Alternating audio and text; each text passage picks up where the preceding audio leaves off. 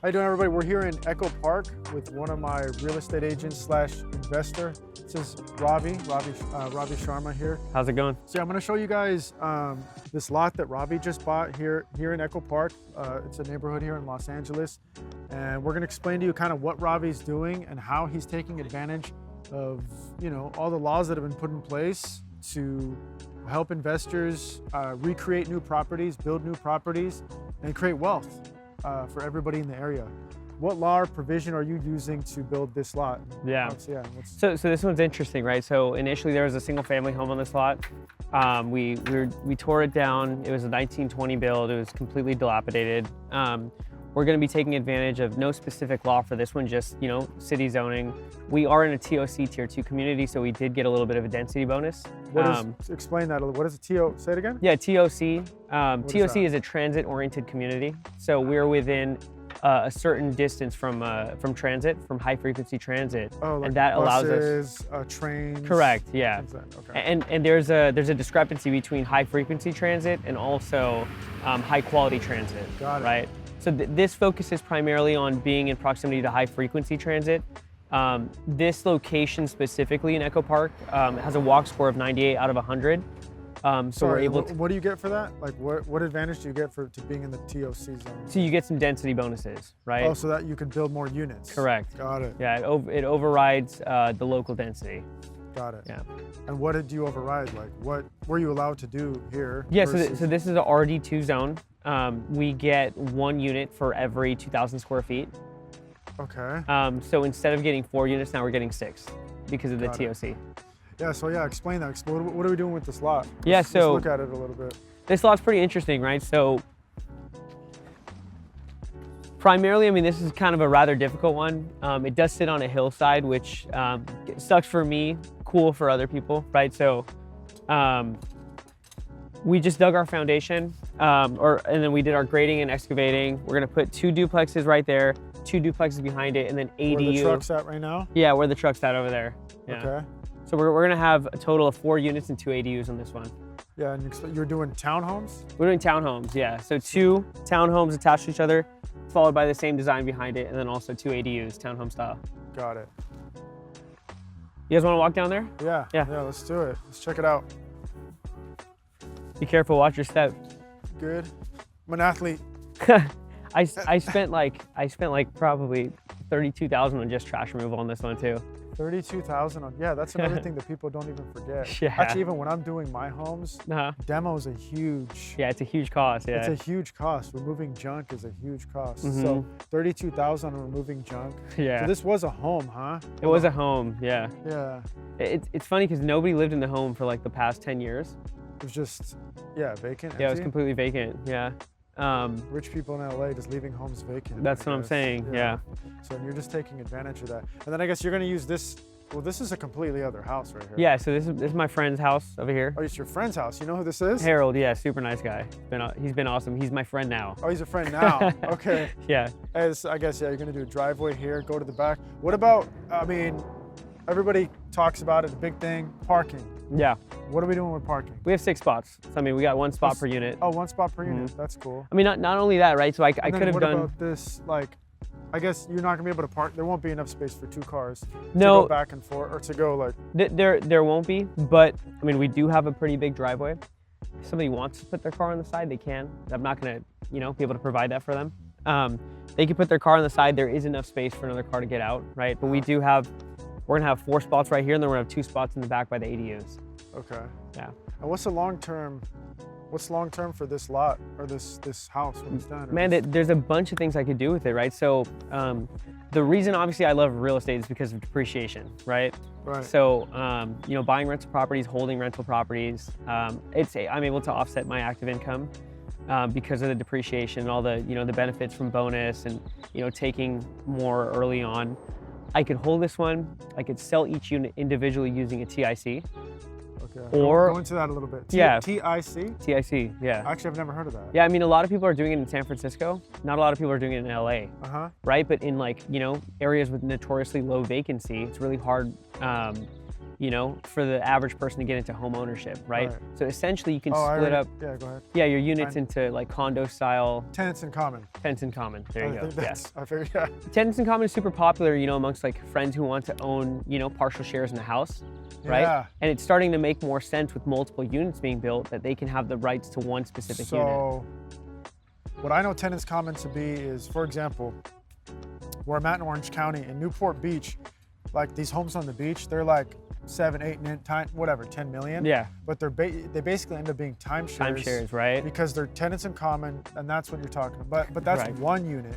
You buy a house with, it's random people. They're not usually friends. It's a company that's, you know, setting this all up. Yeah. Like a real estate company. And then I buy, whatever, 20% of this $5 million house, making it $1 million, where it's kind of affordable, I guess you could say, for a Right. normal You guy. could use it like 2 versus months a out of the year or Yeah, something. versus a $5 million house, which is not really affordable for most people. Exactly. So is that what? But you're saying what would be cool, but you'd get the actual unit, 'cause Right. Yeah. Versus sharing the whole unit. No, Versus- it's incredibly strategic, right? So let's just say, you know, somebody can't afford a condo, right? TICs trade at about 15 to 20% cheaper than condos because it's not an official lot split. But Uh-huh. because you have your rights to a condo or to an individual multifamily unit, it feels a lot like a condo. Yeah, well, it is a condo. Yeah. Well, actually, this one's gonna be townhome. But It's yeah, gonna be townhomes, right? style. But Townhome yeah. style, you're gonna have your own individual home. I mean, it's gonna Yeah. feel really so it'll great. just be up 3 stories up, and the bottom will be a garage or a parking spot. 3 stories up, yeah, I do have a little carport at the bottom, yeah. Okay, so that's what it's gonna be. Mhm. Or is anything gonna be on the bottom floor? So bottom floor, we're gonna have the steps. We're gonna have steps right here going up. We're amending the design a little bit to make it one, you know, gradual flowing like driveway, because we don't want there to be multiple elevation changes because it just gets a little wonky for the person that's living here. Yeah. The bottom is gonna be some stairs. We're gonna have first floor, second floor, third floor, and then also at the top, rooftop deck. Oh, sick. Yeah, And we might get a little. If you get to the top, you might be able to see something. some DTLA, Yeah, some down. Where, Yeah, if- where is downtown? Downtown is in the corner that way, Oh. right? So You if get- see some buildings or whatever. Yeah. exactly, Yeah. Let's go now. Let's talk. Yeah, this Yeah. grading was when you were first buying it. And we were talking about it. yeah. This grading's got to be like, you know, really expensive and a big project to kind of take on. Is this? Yeah, absolutely. I mean, I think for the most part, Yeah, you because know, this is like a drop right here, right? yeah, it's a huge drop right here. This was all grass before. There is a 10-foot easement on that side, so we couldn't utilize that space. So we ended up just kind of grading this, making this flat. What's the easement? Explain that a little bit. Well, the easement is the parts of the land that we're actually not able to build on. Okay. It doesn't really hurt us too much in this case because there is a 4-foot setback requirement from the lot, so we just have to come another 6 feet in. Oh, so you can't go to the back. I mean, yeah. They'll get. Mhm. Would you be able to put a little bit of like landscape for somebody to go outside? and- Exactly, yeah. We're gonna be Yeah. landscaping that. It's gonna be like a little yard, you know, for them to use too. So Yeah, and then I guess talk about the rental value and the property value when you're done. What's the size? absolutely. What's the size of this thing when it's going to be done? So we're building about 8,700 square feet Wow. of total square footage. Yeah. 8,700. You said on 6 units. Yeah. Okay. So each individual, How much are the townhomes? What are they going to be? the townhomes are going to be about 1,750 square feet each. 3 2s? Yeah, 3 threes actually. 3 3s. 3 3 and a Everybody half. gets their own 3 3.5. Yeah, Oh, half bath down. Oh, half bath where the kitchens is. half. Actually, yeah. So half Yeah. bathroom downstairs where the kitchen is. Yeah. So the kitchen's going to be on the bottom floor? You know what? Sorry. So kitchen's The gonna be kitchen's second going to be floor. in the middle because the Mhm. bottom floor is the carport and the Yeah. cars. Second floor is kitchen, half bath. Yeah. You're doing 3 bedroom, 3. So we get two on top, half bath on the middle floor, and then there's a bedroom downstairs too. bedroom and a bathroom downstairs. Correct. Yeah. Wow. Because I mean, you know, for people that can't walk up many stairs, Genius. right? No, yeah. no, you need that. That's super important for, yeah. Because Mhm. usually like your mom might live in the bottom floor, but she will have to go to the middle floor to get like kitchen stuff. Right. But- Exactly. But if she can't, I mean, we can, yeah, I've actually seen friends of mine who had their moms living at the bottom on the townhome with the room, and then whatever, they got to bring her stuff, whatever, if they Right. can't climb. It just makes it a little bit more affordable. Yeah. Um, Like a little in-law suite. Yeah. So then what would each townhome, so that's going to be a 3.5, 1,750. What would that rent for? 1,750. I mean, I'm hoping to get at least 5,000 for it. $5,000. Yeah, 5,000 bucks. I mean, we Welcome to are Echo Park, guys. we are in an area where that home individually, if I were to sell it, Like if it was an individual. is Okay. an individual at least 1.2 million, 1.3 million. Wow. Wow. So I mean, but you're not going to be able to do that the way that you're designing it. You know, I'm not going to be able to sell each individually unless I go the TIC route. Yeah. But I am, you know, pricing this in the after repair value based off of a cap rate and my gross scheduled income.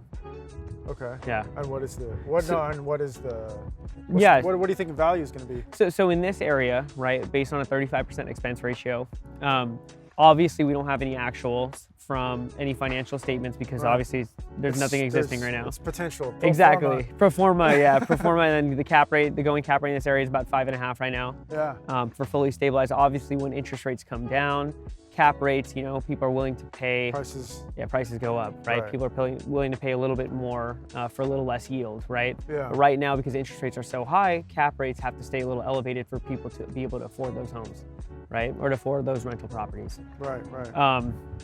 So yeah, exiting at a 5.5 cap, I'm hoping to be at around $4.75 million valuation at the end.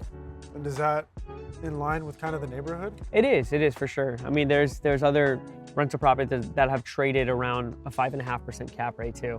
So yeah, you are going to be, technically now we are going to be a commercial unit to some lenders. I know we've talked about that. We've talked about this a ton. That's the tough part. So yeah, obviously 1 to 4 units is residential. You're adding these ADUs because they're getting so popular. The lending world is kind of late to pick this up. And it is still a residential property if you do consider those an ADU. Right. But a lot of lenders out there are still going to consider it a commercial unit. You can't walk into a big bank and try to get a loan. Try to get a loan on something that's, Yeah, so like once it's fully stabilized, I know we'll be able to do a DSCR loan for you. Exactly. And yeah, the investors are now popping up. And then tell us, I mean, how long is this going to, what's your projected timeline on something like this? Yes, I mean, we've been at this for, 6 months already. Just trying to get the plans fully approved.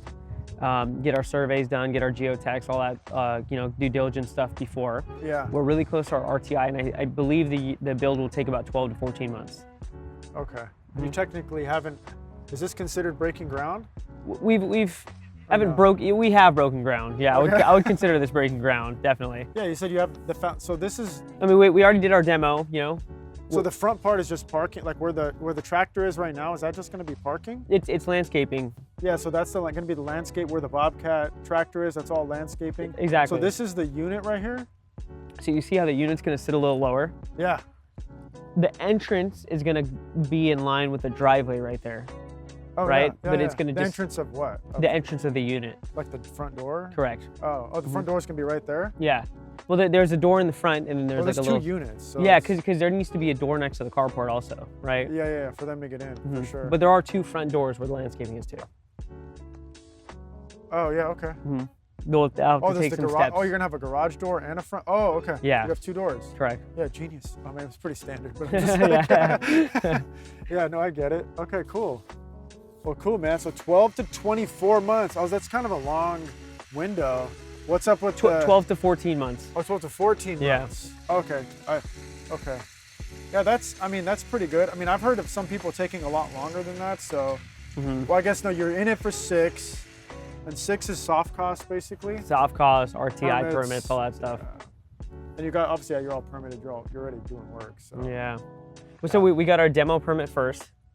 Then we needed to wait on our SB8 clearance, which basically determines whether or not SB8 clearance. SB8. Yeah.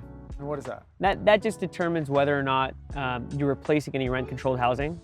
Oh, okay. So the city makes a determination based on someone who's lived there before, if their unit was already rent-controlled. If you're replacing rent-controlled, then 2 of your new units, or however many you're replacing, have to be rent-controlled also. Ooh. Yeah. That's tough. Yeah, in LA, that's. So Yeah. for the rent-controlled, what did you say we're gonna rent them at? You potentially $5,000, right? $5 So grand. that $5,000 would turn into something a lot smaller than that. I mean, it would, but then again, right? We're reset at whatever the market is, so it's not that much of a problem for us. Okay. Right? Oh, so the rent control is how much you could bring it up, but you could start it at market. Exactly. Yeah. Okay, so like 20 years from now, it won't look good, but right now it. Exactly. Yeah, correct. Okay. But the problem is with those. I mean, that's another topic we can discuss. Yeah. But yeah, that's not. It's a long subject that. Yeah. To be honest, every investor is super concerned about rent control, and I mean, I get it to some extent because the returns. The returns, especially, right? Like your property value is tied to how much you're grossing every year, right? Yeah. Especially commercial unit. If we, again, this one's kind of a mix, I guess you could say. But Mm-hmm. residential, it's going to be based on the comps. Exactly. Yeah. But I don't know what's around us right now. Are these multi-units? Do you know what? So this entire street is zoned for multifamily now. So this right? guy, these two guys. That looks like, is this multi-unit? It's multi-unit. Yeah. This two right So here? these guys are grandfathered in. Grandfathered into what? They're non-conforming use, right? Okay. So they're still a single-family home. Obviously, LA was rezoned probably after this one was built, right? This specific pocket. So now we're zoned for multifamily. Got it. On the street. Yeah, and I can see those all across the street. They all look like multi-unit properties. Correct. Yeah. Okay. All right, cool, man. It's pretty awesome. Yeah. I mean, I can go on and on about, why I picked this property, why Los Angeles right now. I think in terms of like rent control. I know you've actually went in on that on some of your other topics. I mean, LA's, like you said,